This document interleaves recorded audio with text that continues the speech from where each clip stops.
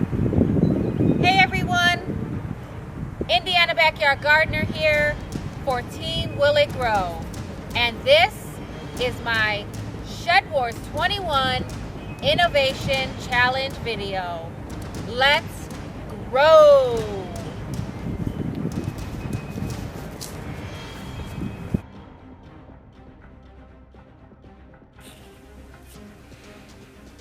Okay guys, so the innovation that I'm bringing you guys today is a DIY wicking tub. Now what is a wicking tub? Well, it is a self-watering garden that's ideal for hot climates or places where you can't normally grow in the ground, or perhaps you don't have space for garden beds. Maybe you're growing in an apartment, or maybe you're growing on a balcony, or maybe you're renting and your renter are, you're not allowed to have garden beds.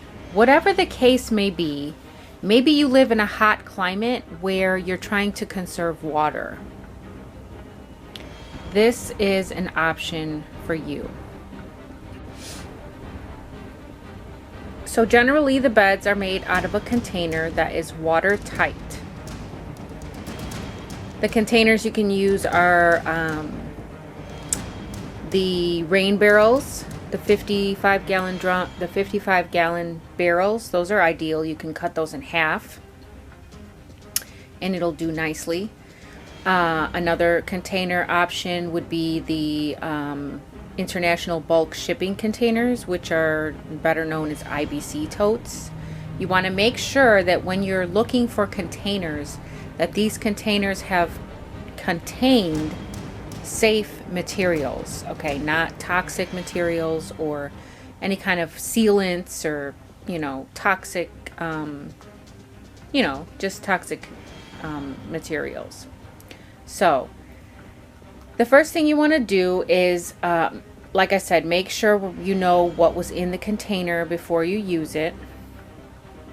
And when you cut the container, if you have to cut the container, don't forget that you need to put in a drainage on the side, like somewhere on the side towards the bottom.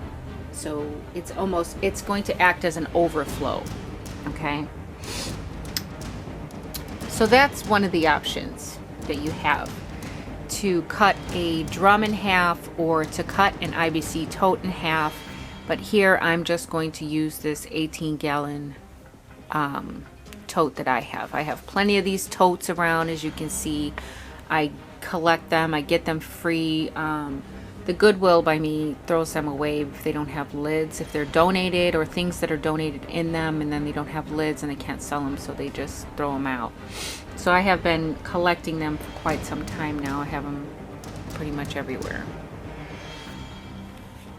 Yeah, they're all over the place. Anyhow, this one was free and I am going to use it for this purpose. All right, so the construction materials that you're going to need can vary. All right, like I'm using things that I already have. I'm not buying anything. But if you don't have things to use, then you might need to buy a few things. Mainly a PVC pipe or of some type.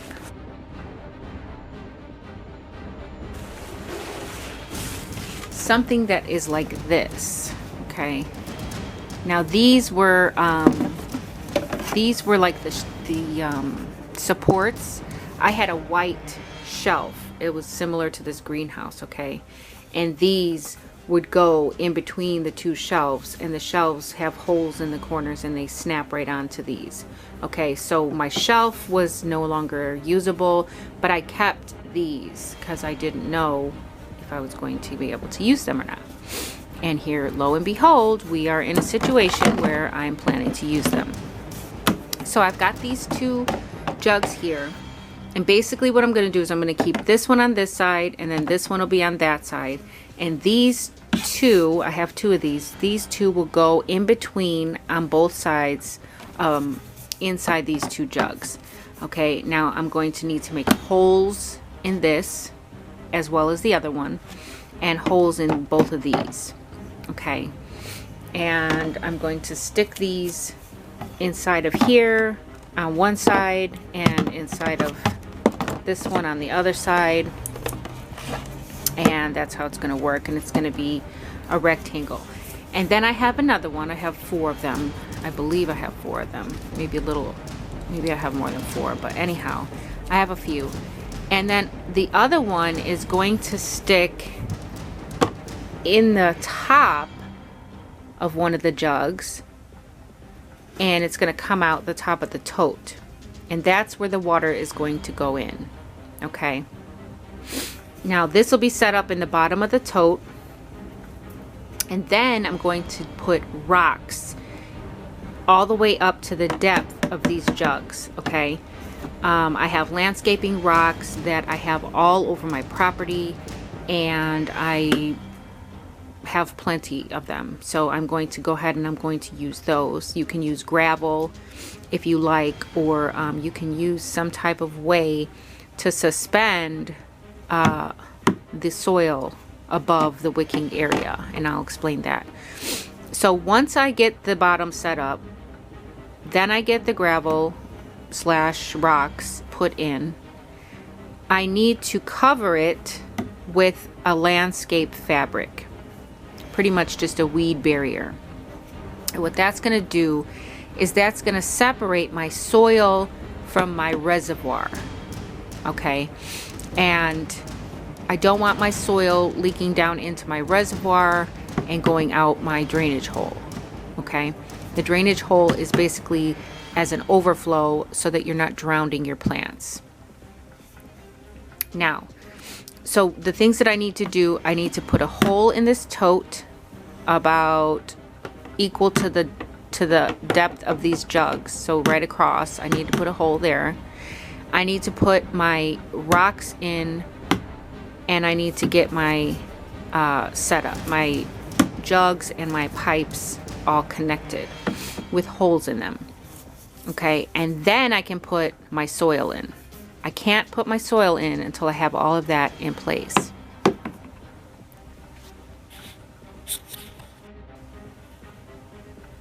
So I've got my soldering iron heating up, and we're getting ready to put some holes in these containers.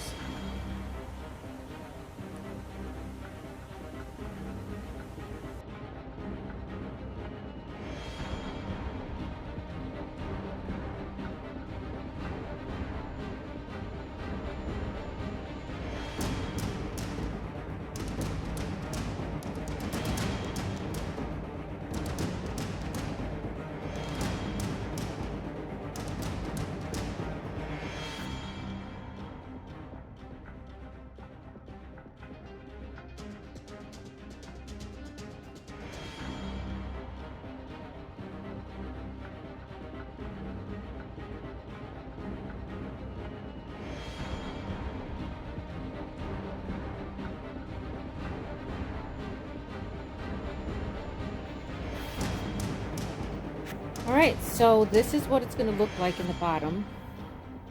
I've got holes in the pipes, I've got holes in the jugs, and this is going to be my watering source here. I'm going to be able to pour the water in here, and it's going to go run down, and then it'll wick through the whole system here, and the whole bottom is going to be covered in the rocks, and I'll show you those rocks.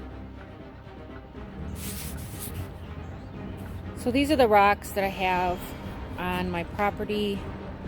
They are landscaping rocks, and they are around the whole property, so they're everywhere.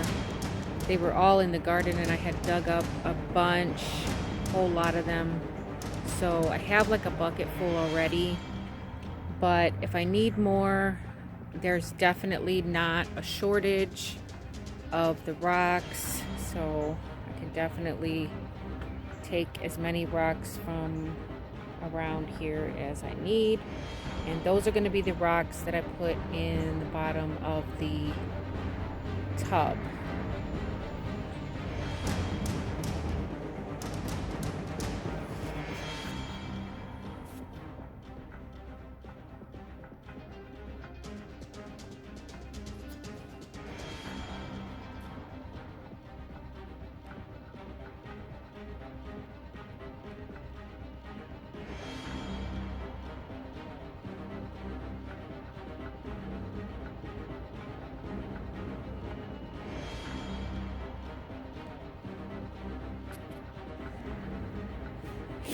Alright, so I've got the rocks all in the bottom. Let's see. So I've got the rocks all in the bottom, under the jugs. You see them all around. And then I went and I got a piece of wood that was decaying, and I shoved that in there too because it's not going to break down quick enough, but it can break down some and provide some nutrients to the plants at the same time. So I went ahead and shoved those in there. And now I'm going to lay the landscape fabric on top of there. So here is the roll of landscaping fabric that I'm going to use, and I'm pretty much just going to cut the shape that I need, the amount that I need to cover the bottom of that tote, and that's going to cover the jugs and the rocks. So this will be the barrier between my soil and my reservoir. Alright, so basically that's what my barrier is going to look like.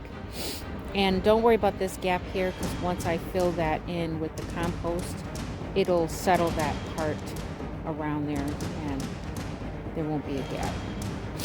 So now I am ready to put my compost in.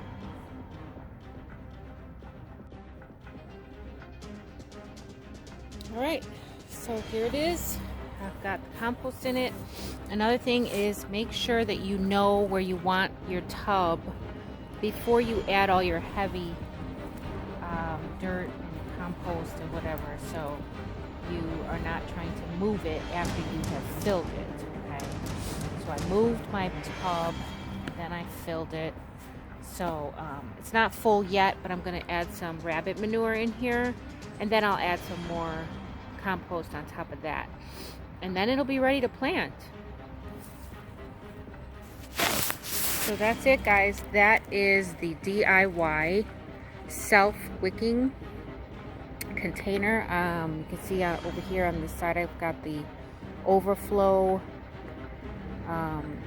drainage so that it doesn't flood, but this is where you put your water in and it fills up in the reservoir, and then that keeps water wicking up into your plant soil, and then your roots go down to the water source, and I'm going to mulch the top of this so it won't dry out, but in any case there won't be any or as much evaporation because your water is coming from the bottom and not the top.